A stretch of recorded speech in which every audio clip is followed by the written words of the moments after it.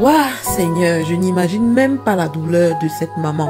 Quel parent aimerait voir son enfant partir de ce monde avant lui? Je pense qu'il n'y en a pas. Et puis qu'après l'ange, il était encore jeune. Il n'avait que 33 ans, c'est-à-dire que il avait encore la vie devant lui. Il n'avait que commencé à accomplir ce pourquoi il est venu au monde. Mais malheureusement, la vie en a décidé autrement.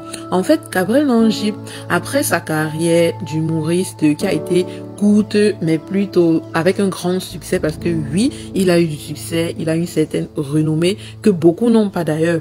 Donc, il a fait sa carrière et à un moment donné de sa vie, il a décidé de se déplacer, de quitter le Cameroun pour aller vers l'extérieur. Et donc, parmi ses différentes recherches, il a pu obtenir le visa pour le Canada.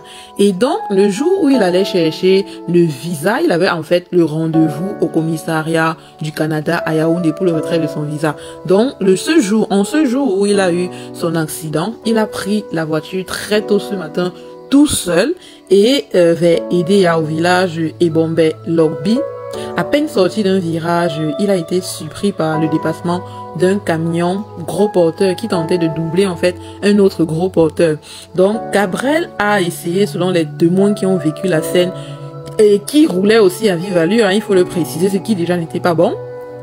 Face à l'obstacle, en fait, il a fait le choix de ne pas foncer tout droit vers le camion, mais il a choisi de se rabattre sur le côté gauche, ayant l'espoir de trouver en fait une issue et éviter le pire. Mais malheureusement pour lui, il n'a pas eu de chance. Vu sa grande vitesse et en se rabattant sur le côté gauche, l'aile droite de sa voiture a touché le camion qui se faisait doubler et qui roulait à normale vitesse. C'est là alors que, voilà, il est allé au champ. Et vous imaginez la suite.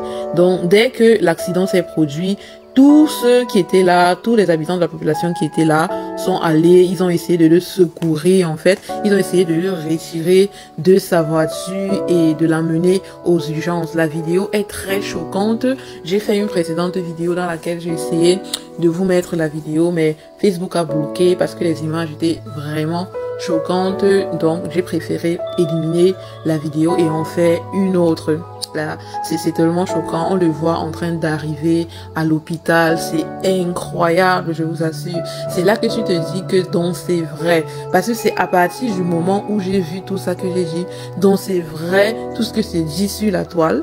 Donc c'est vrai que Gabriel Nangy n'est plus de ce monde. Source Bruno Bidjan. Et apparemment, durant donc l'accident, il aurait eu un fort choc au niveau de la poitrine, une contusion au niveau de la poitrine, dont sûrement ses côtes se sont même brisées, qui sait, le cœur et le poumon ont sûrement été touchés. C'est ça alors qu'il a emmené de l'autre côté. À un moment donné, essayons et apprenons à tirer des leçons des expériences des autres, parce que là ça va de mal en pire. D'abord c'était Madame Cooper, maintenant c'est au tour de Gabriel Nangy. Deux personnes comme ça aussi jeunes qui s'en vont. Pourquoi Seigneur? Pourquoi eux? Moi je dis toujours que la vie, ce n'est rien.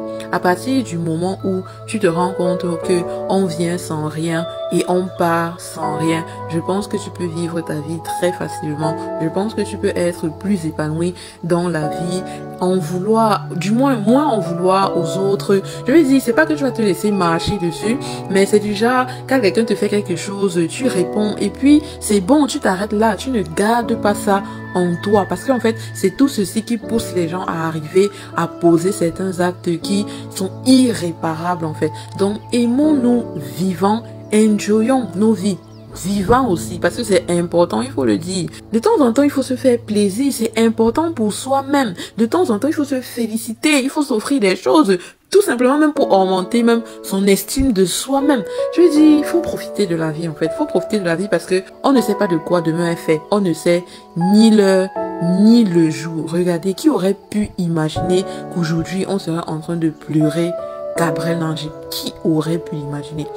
Dernièrement, il était au Qatar à la Coupe du Monde, mon frère. Vous avez vu le travail qu'il a fait en compagnie des autres, de ses autres collègues, même s'ils ne sont pas forcément dans la même lignée, de ses autres collègues camerounais, Vaniste, Djanabouli, celui qui marche en culotte, là j'ai oublié son nom, etc. Ils ont animé la Coupe du Monde et donc on les attendait pour la CAN en Côte d'Ivoire l'année prochaine. Mais qu'est-ce qui s'est passé? Eh Seigneur, qu'est-ce qui s'est passé? Oh, c'est tellement triste de voir tout ça. J'ai beaucoup de peine pour sa maman, pour sa famille. J'ai beaucoup de peine pour Laure Mwaminga, qui en ce moment, elle aussi, est inconsolable.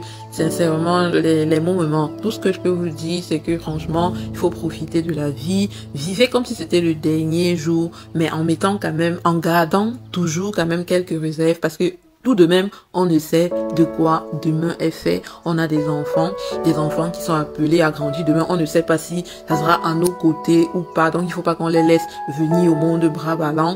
Quand on peut